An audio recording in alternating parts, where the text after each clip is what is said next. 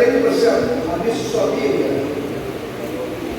no livro Gênesis, capítulo 40.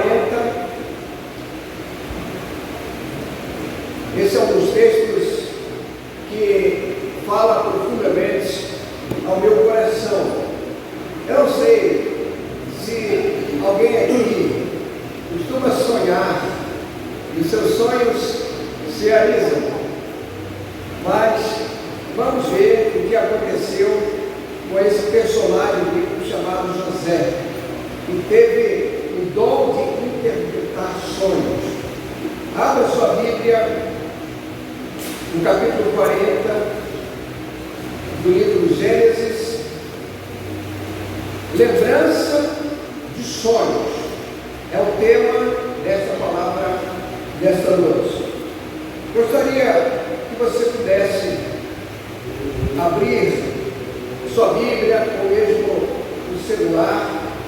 Muitas pessoas estão usando vários textos da Bíblia no celular, né? Ou seja, várias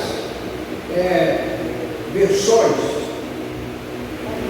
Diz assim a palavra: passadas essas coisas, aconteceu que o copeiro e o padeiro do rei do Egito ofenderam o seu senhor, o rei do Egito.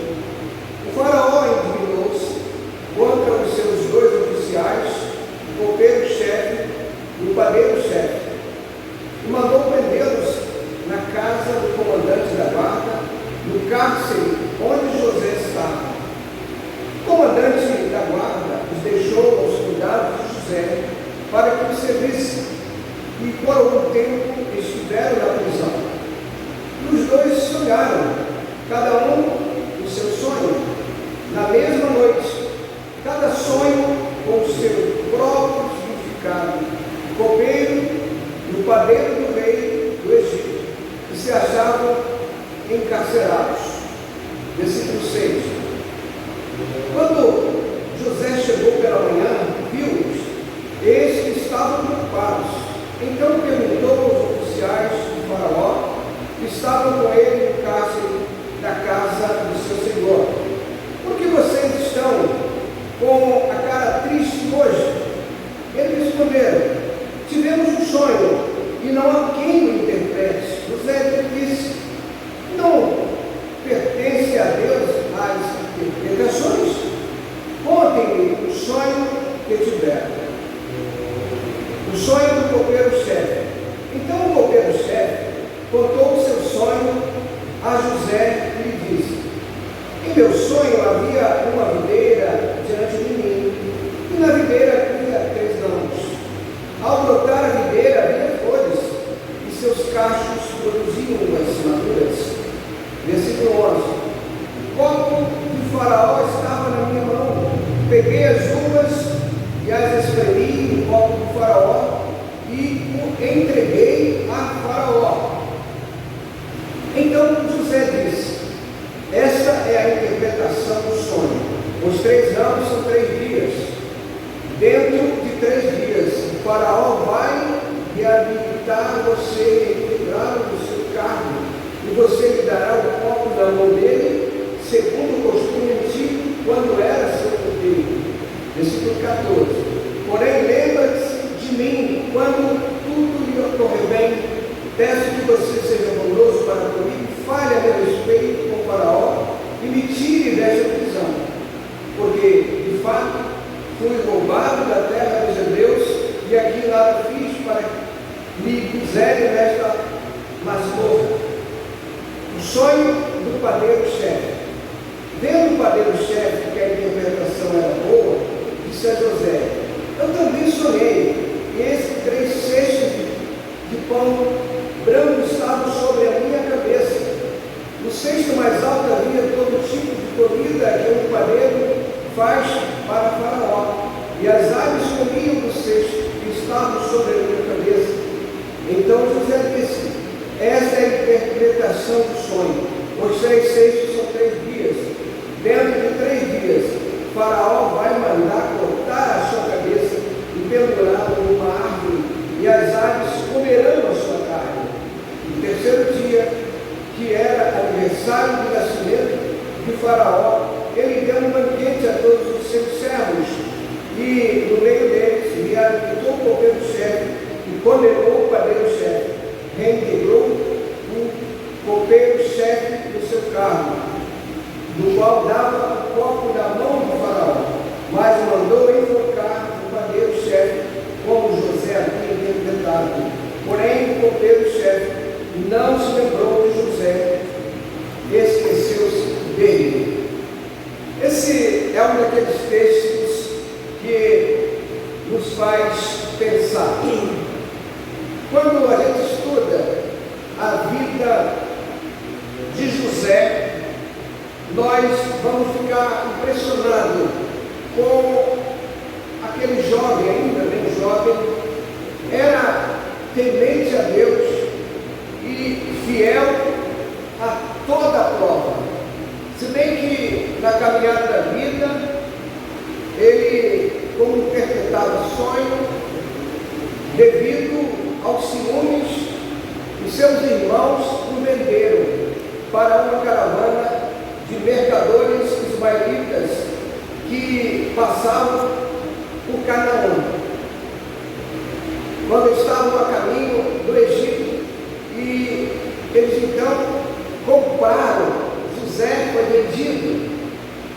Essa atitude dos seus irmãos fora somente o início das dificuldades da vida de José, com crises profundas, mas ele não perdeu jamais a fé no Deus Todo-Poderoso.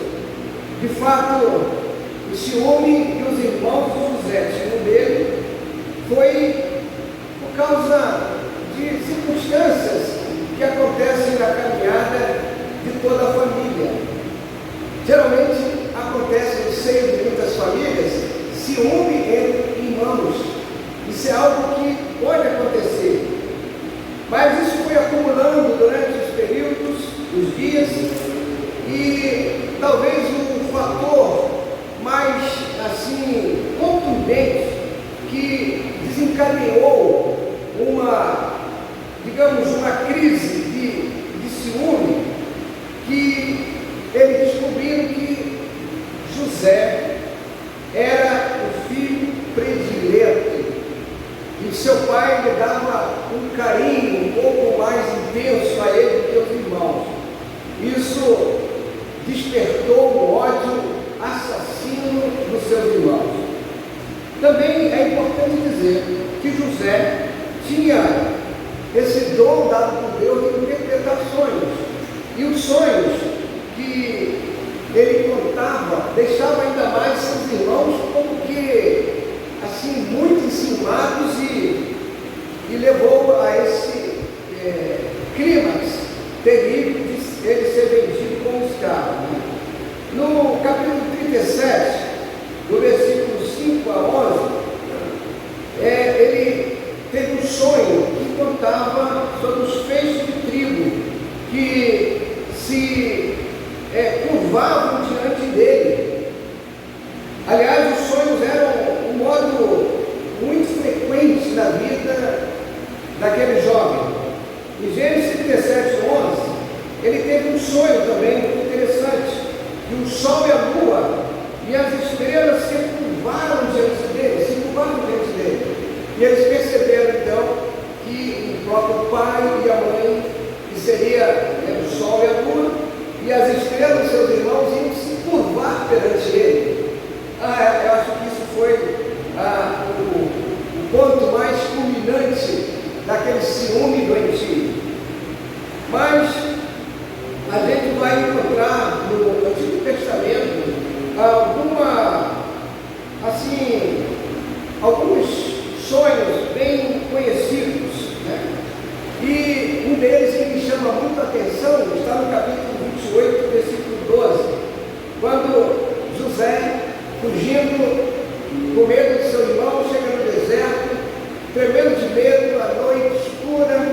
Ele então teve um sonho, e esse sonho foi o seguinte: ele ali pensava que Deus que ele servia tinha ficado na casa de seus pais, e naquele deserto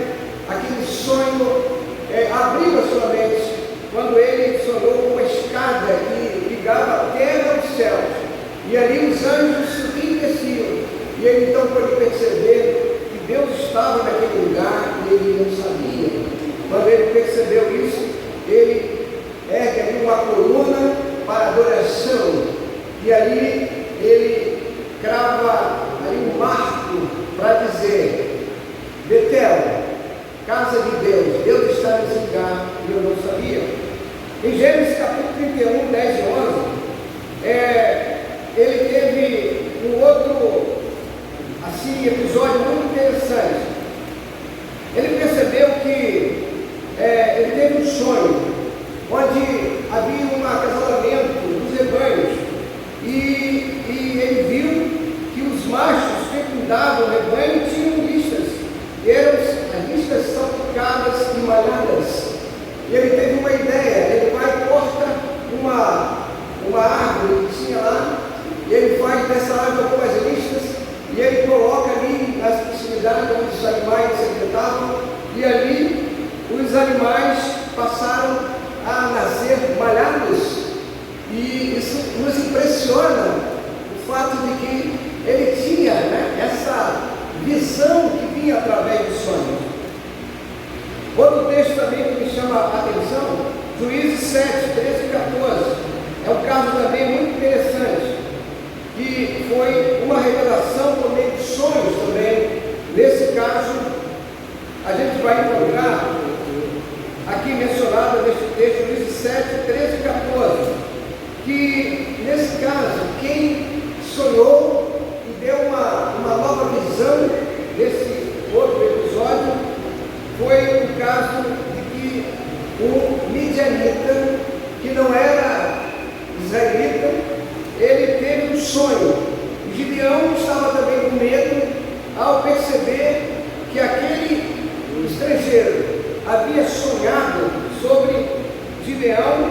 Ele, quando contava o sonho aos seus amigos, e forneceu então a Gideão informações animadoras, e trouxe para ele uma estratégia de livramento do seu povo, da sua casa, da sua tribo. Mas quero convidá-los a voltar novamente ao texto de Gênesis, capítulo 40, no versículo 1. Nesse tempo, José já estava preso, mas Deus estava com ele em todos os momentos da sua vida.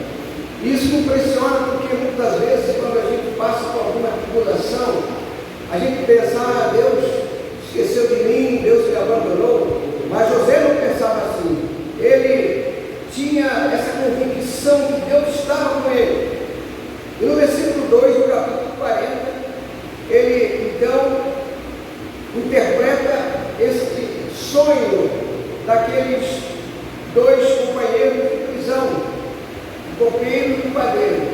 E ali Deus providenciou para que ele fosse apresentado a Faraó e pudesse sair daquela prisão e se tornar uma pessoa diferenciada na vida.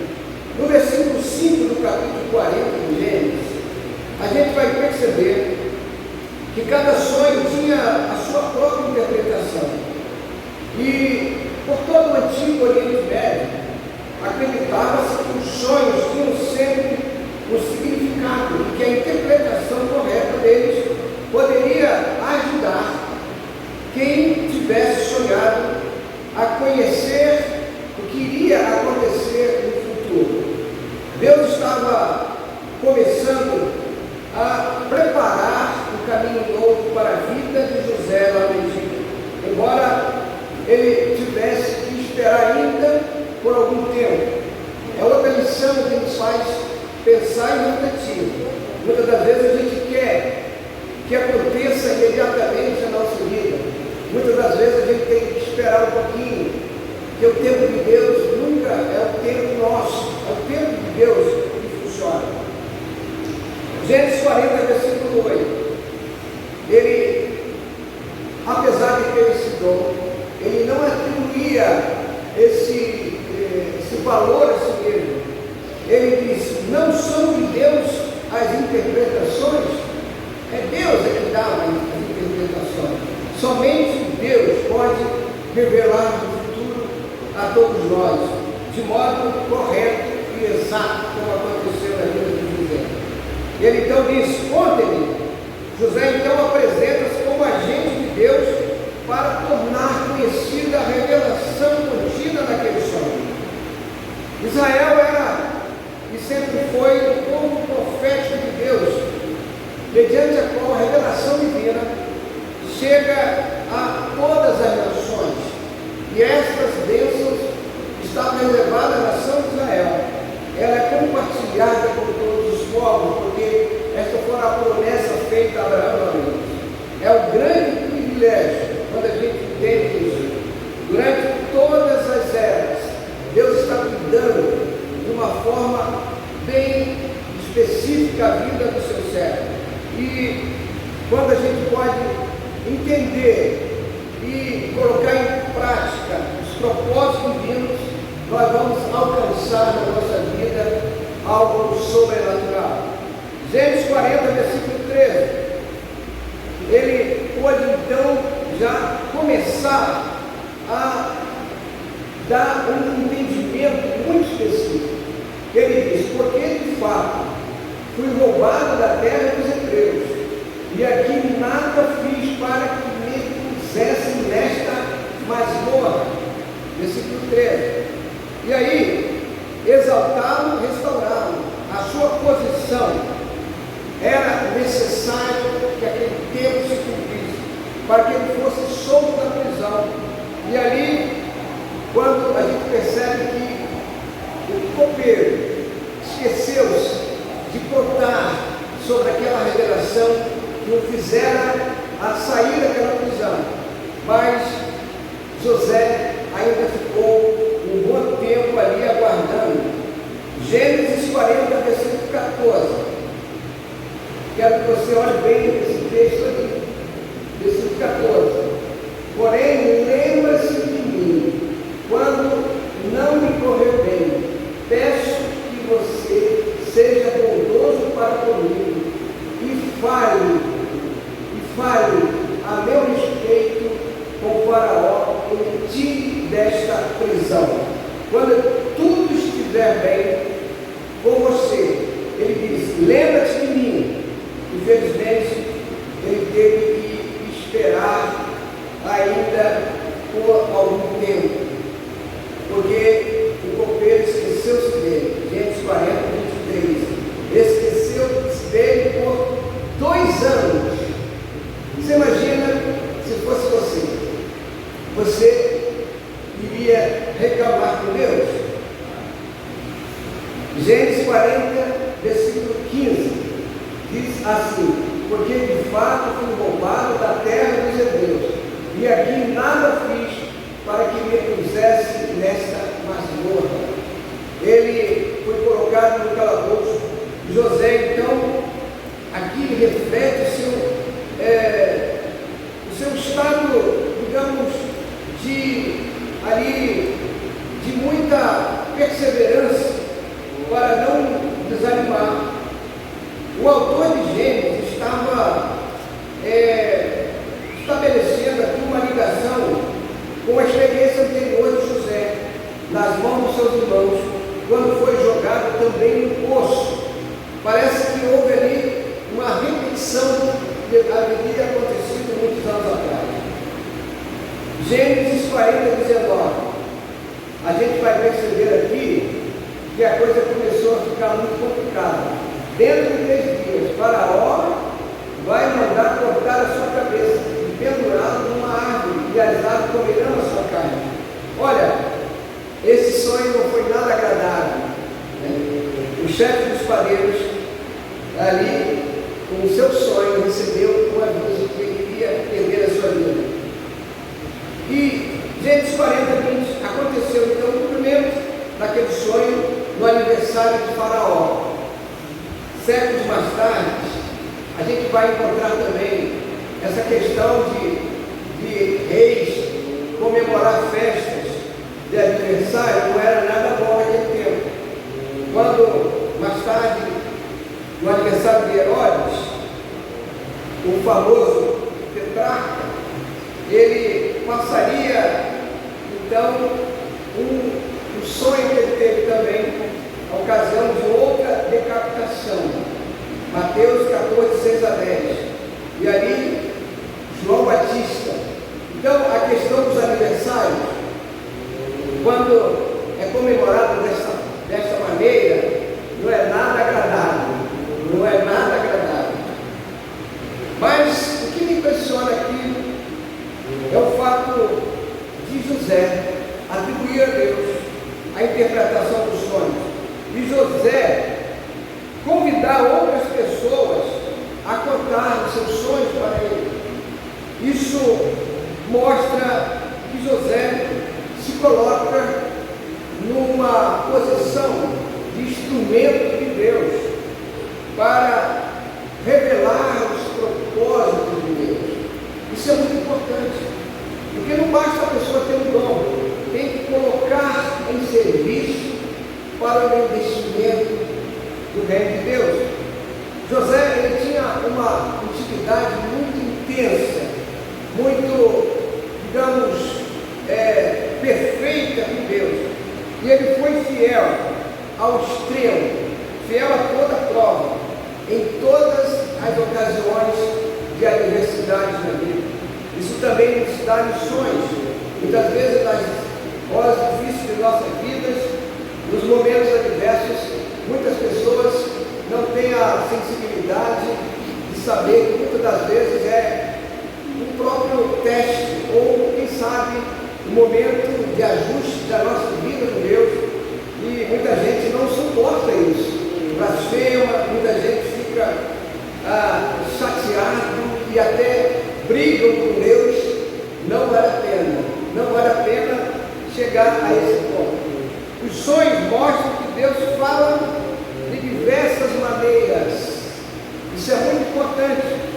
O que mais me impressiona a respeito dos sonhos no Antigo Testamento são as interpretações e o cumprimento exato como acontecia. Outra coisa é a segurança de José, uma segurança inabalável, sem reclamar.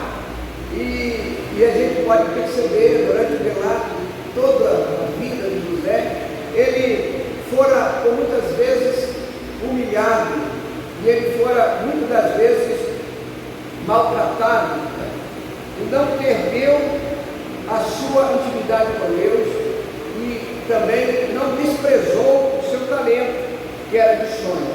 Diz o texto: esquecido na prisão, com sua esperança de liberdade, assim, digamos, prolongada por tanto tempo, mas ele estava seguro no seu papel de exercer o seu ministério de interpretar sonhos. E eu aqui fiz algumas colocações para mim mesmo, e uma delas, qual a lição que nós poderíamos tirar da vida de José? Entre outras coisas, eu resolvi destacar aqui algumas. Que nós possamos manter essa ligação, esse elo espiritual de esperança e de fé, que seja inabalável, mesmo que as coisas não aconteçam de uma forma como a gente espera, mas nós podemos e devemos esperar que, se está ruim hoje, dias melhores virão, porque Deus às vezes Ele quer fazer com que a gente também entenda que somente Ele é o Senhor da vida. E quando você estuda todo o Antigo Testamento, é de impressionar como Deus às vezes usava, digamos, nações cruéis para que seu povo pudesse voltar aos trilhos. Estavam desviando, então vinham as tribulações intensas para que o povo pudesse entender que somente quando você está ligado em Deus, você pode ter a sua vida de uma forma que agrada a Deus. Que quando nós também nos sentimos presos, ou seja, articulados por algumas circunstâncias, isso não venha abalar a nossa certeza de que Deus nos ama e a nossa fé deve permanecer firme. Quando você, meu irmão, minha irmã, fizer orações, e eu nessa igreja eu tenho aprendido a orar, a gente tem um grupo de oração que tem sido uma bênção nessa igreja. Não espere que a resposta venha imediatamente. Nós somos muito apressados, né? Às vezes essas coisas precisam ter um tempo de maturidade. Então, o tempo de Deus nunca é o nosso tempo, mas o tempo de Deus é sempre o melhor tempo.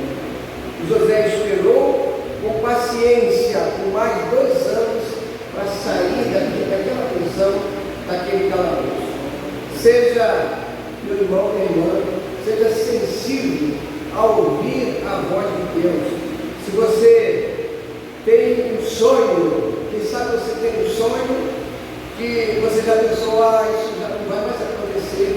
Olha, se esse sonho for de Deus, vai acontecer. Embora que possa estar demorando, coloque o seu sonho na vontade de Deus. Meu irmão, minha irmã, jamais perca a esperança de que você é uma pessoa que Deus lhe ama de uma forma extraordinária. Se a gente tivesse essa dimensão, nós seríamos pessoas melhores. Pessoas que saberiam esperar o tempo certo. De Deus, a gente sempre tem que ter na nossa mente que todo crédito é dele, todo crédito, porque só Ele pode fazer algo especial na nossa vida, de uma forma que nos faça pessoas melhores, servos, colocados a serviço do Senhor. Lembre-se, o importante não é ter coisas, o importante é a certeza de que Deus está no controle de tudo. Amém, meus irmãos? Isso traz paz, traz segurança em todos os momentos, até mesmo naqueles dias que parecem dias tenebrosos, complicados, de turbulências e tempestades cruéis. Neste momento, nós precisamos crer que Deus está no controle de todas as coisas. E o Salmo 37, versículo 5, eu gostaria que a congregação, em uma só voz, repetisse. Fala junto comigo. Entregue o seu caminho ao Senhor, confia nele, e ele agirá. Você pode repetir com mais força agora? Entregue o seu caminho ao Senhor, confia nele, e ele agirá. Em outras versões, ele tudo fará, porque ele é Deus. E aí, para finalizar, eu quero deixar um versículo que me traz muita paz, muita tranquilidade. Filipenses 4, versículo 7. E a paz de Deus, que excede todo entendimento, guardará o coração e a mente de vocês em Cristo Jesus. Não meramente um estado mental ou psicológico, mas uma tranquilidade que vem lá do interior, que é baseada na paz com Deus, que ninguém pode arrancar de você. Por isso que o reino de Deus, a Bíblia diz que ninguém vê, mas ele está estabelecido dentro de cada servo de Jesus Cristo. Por isso que o reino de Deus, estando dentro de nós, a gente vai ter essa paz que nada vai tirá-la. E essa paz, ela faz toda a diferença na nossa vida. Que Deus nos abençoe, nos faça compreender essa essas lições preciosas que estão aqui registradas, porque conta que a vida das pessoas, como diz a gíria, não são sempre um mar de rosas, mas que com Deus tudo vem à normalidade, porque Deus cuida de cada um de nós. Você pode ficar de pé nesse momento, eu quero orar por você, convidando já o Ministério do Louvor. Eu sei mais uma música para encerrar, mas antes eu gostaria de fazer uma pergunta. Alguém aqui está passando por uma crise, assim, de tristeza na vida, um momento, digamos, de perturbações ou coisas que têm abalado a sua vida? Se houver, mude a sua cabeça nesse momento. Pai, em nome de Jesus, Senhor, nós cremos na palavra, nós cremos que nós estamos aqui nesse mundo que muitos chamam de vale de lágrimas, mas mesmo aqui, para nós cremos em Cristo Jesus, já é um pedacinho do céu. Quantas vezes nós nos sentimos em momentos tão importantes de intimidade contigo, outros, no entanto, vêm algumas tribulações e nos deixam um pouco abalados, mas Senhor, dá-nos sempre esta convicção de que em Cristo Jesus, como diz a palavra, somos mais do que vencedores. Eu oro agradecido em nome de Jesus. Amém e amém.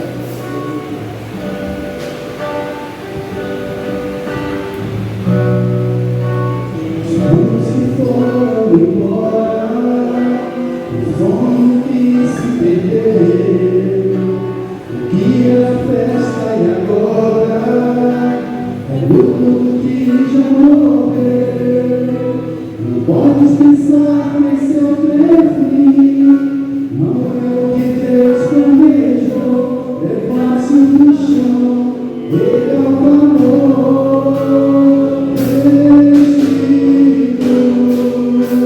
e quero de volta, quero ver, sai, porque o azeite me amou.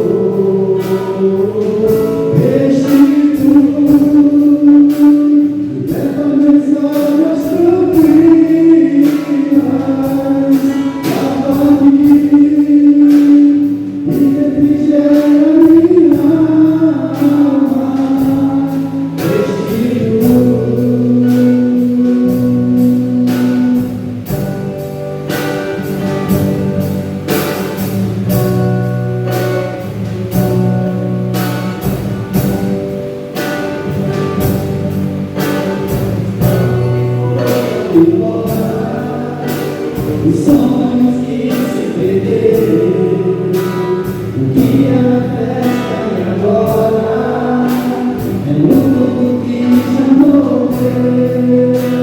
Não podes pensar em seu fim, não é o que Deus planejou. Levante-se no chão, levanta amor, Espírito, eu quero de volta.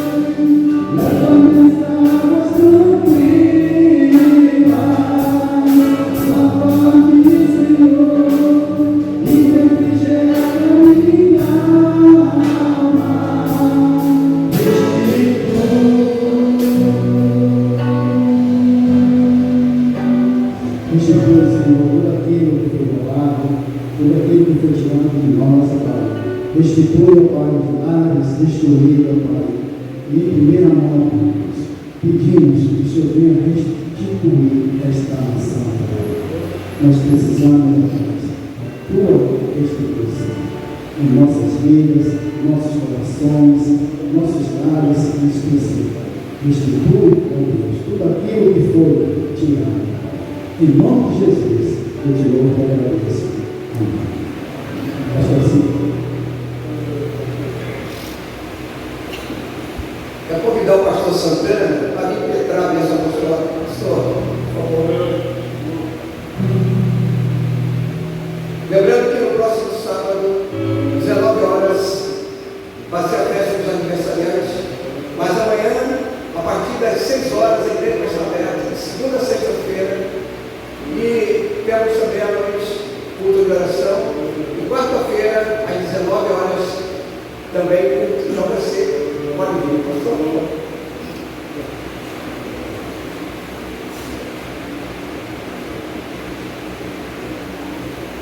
Pelo amor de Deus, nosso Pai, a graça do Senhor, do Espírito Santo, seja com a nossa vida, desde agora e para sempre.